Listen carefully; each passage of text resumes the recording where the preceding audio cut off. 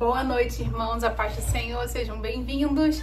Mais um dia, nossa leitura bíblica de hoje, continuando o livro de Números. Espera aí, deixa eu pegar, porque eu tenho que deixar a porta fechada, que tem um vizinho com uma música alta lá fora, um charme, sei lá o que é, e a cachorrinha quer que a porta fique aberta porque ela quer entrar e sair à vontade. Então vamos ver se ela fica quietinha aqui. Se ela não ficar quietinha, ela vai ficar presa lá fora, né, querida? Né? Amém?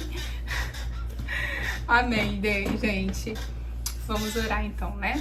Senhor Deus, Pai amado e querido, te damos graças, te louvamos, te agradecemos, Senhor, por esse dia, pela oportunidade de estarmos aqui na tua presença, reunidos em teu nome, para ler e compreender mais a tua palavra.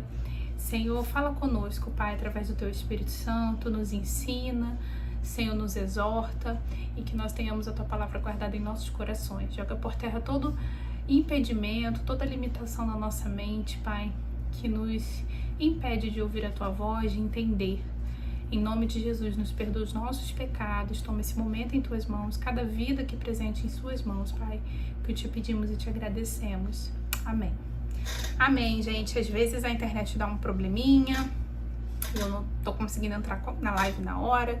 Como eu falei pra vocês, alguns dias eu tenho gravado, mas eu gravo normalmente no mesmo dia, só que um horário um pouco antes, enfim, porque às vezes no horário de 8 horas eu não conseguiria, enfim. Então, de vez em quando acontece, eu peço perdão, não gosto, né, quando acontece esse tipo de atraso. Mas é isso, né? Estamos aqui juntos nessa jornada e às vezes eu conto com a compreensão de vocês, né? Pra me ajudar e me compreender. Então, hoje nós vamos ler Números, capítulo 27 e 28. Amém? Acompanha aí comigo no meio. Se você ficar me mordendo, você vai descer pro chão. A lei acerca das heranças. Vieram então as filhas de Zelofeade, filho de Éfer, filho de Gileade, filho de Maquir, filho de Manassés, entre as famílias de Manassés, filho de José. Nós lemos, né, nessa genealogia que nós lemos no capítulo 26, vimos que uma das famílias ali, uma das tribos, só teve filhas mulheres, né? E elas vão reivindicar a herança delas, né? No meio do povo de Israel, porque não eram homens e a prioridade era um homem primogênito, enfim. Mas elas vão reivindicar, já que só tinham mulheres na família. Versículo 2. Mas se puseram diante de Moisés, eu parei ainda no 1, né? São esses os nomes das suas filhas: Malá, Noa, Ogla, Milca e Tirza. Agora o 2. Elas se puseram diante de Moisés, diante de Eleazar, o sacerdote, diante dos líderes e de toda a comunidade, à entrada da tenda da congregação, e disseram: Nosso pai morreu no deserto e não estava entre os seguidores de Coré que se rebelaram contra o Senhor, mas morreu no seu próprio pecado e não teve filhos. Por que seria arriscado o nome de nosso pai no meio da sua família por não ter tido filhos? Dai-nos propriedade entre os irmãos de nosso pai.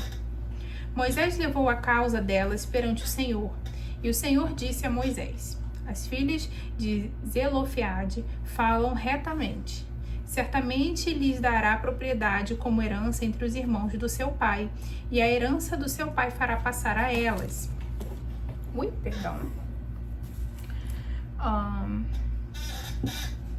Dirá aos filhos de Israel: Quando alguém morrer e não tiver filho, transmitirei sua herança à sua filha. Se não tiver filha, então a sua herança dareis a seus irmãos. Se, porém, não tiver irmãos, então darei sua herança aos irmãos do seu pai. Se também seu pai não tiver irmãos, então darei a sua herança àqueles de sua família que lhe for parente mais próximo, para que possua. E isso será para os filhos de Israel estatuto direito, como o Senhor ordenou a Moisés. O que você quer? Eu falei, gente, que ela não ia me deixar em paz. E o Rafael tá em casa, eu tô sozinha, então ela quer ficar onde eu tô. Deixa eu pegar se eu der um ossinho pra ela, fica quieta, mas não queria dar ossinho de novo hoje pra ela. Tô me sentindo aquelas mães que dá celular pro cachorro, pros filhos, sabe, ficarem quietos. Bom, então o Senhor permite, né, que as filhas recebam a herança do seu pai, e aí acaba instituindo aqui também, né, uma lei acerca dessa questão da herança. Quando a pessoa não tiver filho, vai para os irmãos e aí vai indo aqui os graus de parentesco que vão ter direito a essa herança, tá? Predição da morte de Moisés. 12. Depois disse o Senhor a Moisés: sobe a este monte Abarim e vê a terra que dei aos filhos de Israel. E tendo-a visto, será reunido aos teus, como Arão teu irmão, pois no deserto de Zim, quando a comunidade contendeu contra mim, não santificaste meu nome diante deles, na questão das águas. Então aqui a gente vê um outro indício, como eu falei para vocês, que mostra que ali Moisés não deu a glória a Deus, né? Quando ao invés de ordenar, ele bate na rocha, né, para poder dar água para o povo. E aqui a gente vê o Senhor falando para ele: você não santificou o meu nome perante o povo, né? Você diante daquela questão. Então outro versículo, né, que quando nós estudamos, ligamos os pontos, vemos fatos lá na frente, que às vezes estão falando de fatos que ocorreram no passado, a gente consegue chegar a algumas conclusões, né, digamos assim. Essas foram as águas de Meribá, em Cádiz, no deserto de Zim, que nós já lemos aqui. E então disse Moisés ao Senhor: possa o Senhor Deus, que a todos dá a vida, por um homem sobre esta comunidade, que saia de diante deles e entre diante deles, e os faça sair e entrar, para que a comunidade do Senhor não seja como ovelhas sem pastor? E então disse o Senhor a Moisés: toma Josué, filho de Num, homem em quem há o Espírito, e põe a tua mão sobre ele. Moisés dá uma retrucada, né? Senhor, tu vai deixar esse povo sem um pastor, né? Sem um líder. E aí o Senhor já fala aqui, já revela a Moisés, né, que Josué vai ser o seu sucessor, porque nele há o Espírito de Deus, né? Como já falamos quando lemos até o Novo Testamento, hoje o Espírito de Deus, né, se cumpriu a promessa em que ele se derramaria sobre toda a carne. Mas nesse tempo aqui, era pontualmente para algumas pessoas nas quais o Senhor queria usar para cumprir ali o propósito, né, queria levantar para algum propósito. E nós vemos aqui então que Josué é um desses, né, que tem o Espírito. 19. Apresenta-o perante Eleazar, o sacerdote, perante toda a comunidade, e dá-lhe mandamento na presença deles. Põe sobre ele a tua autoridade, para que lhe obedeça toda a comunidade dos filhos de Israel. Ele se apresentará perante Eleazar, o sacerdote, o qual, por ele, consultará, segundo o juízo de Urim, perante o Senhor, sob a sua ordem. Ele e todos os filhos de Israel sairão, e sob a sua ordem entrarão. Fez Moisés como o Senhor lhe ordenara, tomou Josué, apresentou-o perante Eleazar, o sacerdote, perante toda a comunidade, e então impôs as mãos sobre ele e lhe deu mandamentos, como o Senhor ordenou por meio de Moisés. Né? Então, além de apresentar, é como se Eleazar provavelmente em algum momento vai consagrar ali, né, Josué ao Senhor, a esse serviço como substituto de Moisés. Amém? Vamos ler agora o 28. Só um minutinho que eu vou dar um ossinho para ela. Amém.